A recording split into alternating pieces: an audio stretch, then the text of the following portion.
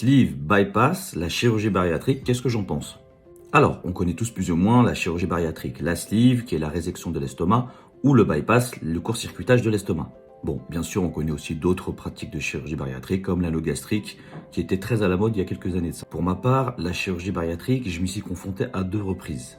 La première suite à une problématique cardiaque que j'ai subie et qui a fait qu'on m'a intégré à un dispositif pluridisciplinaire pour pouvoir y accéder. Et la seconde, parce qu'en fait, j'étais tellement en mal-être et en situation de détresse que j'ai commencé à réfléchir à la question. Bien sûr, vous connaissez la finalité, je n'ai abouti à aucun des deux, puisqu'étant donné que j'ai coupé court à toutes ces démarches. Maintenant, pour autant, est-ce que j'ai un avis négatif concernant la chirurgie bariatrique, que ce soit sleeve ou bypass? Alors oui et non.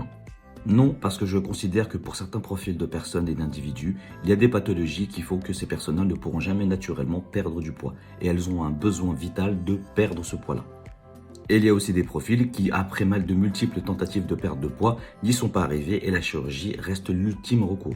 Cela dit, la chirurgie bariatrique n'est pas une chirurgie miraculeuse. Elle vient en soutien à tout le travail préalable que vous devez effectuer pour résoudre les causes de votre prise de poids. Sans cela, l'échec est quasi assuré malheureusement.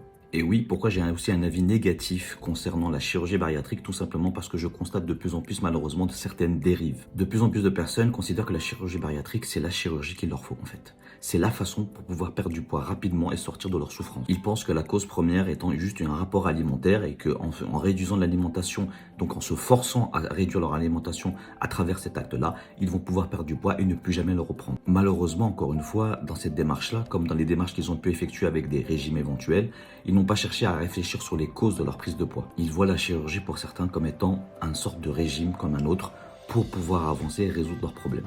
Alors que malheureusement, ce genre d'acte n'est jamais sans conséquence. Il y a toujours des complications, il y a toujours des à côté et il y a toujours des souffrances liées à ces chirurgies. Et on le constate malheureusement parce que pour ces personnes-là, la reprise de poids est quasiment automatique. Donc vraiment réfléchissez à quand vous entamez ce genre de démarche-là, qui n'est pas une démarche anodine, parce qu'on reste quand même dans un acte invasif qui va bouleverser votre corps et votre vie à vie. C'est un peu redondant. Il ne s'agit pas qu'une question de poids, mais une question de santé. Et la santé, elle est à la fois physique et mentale.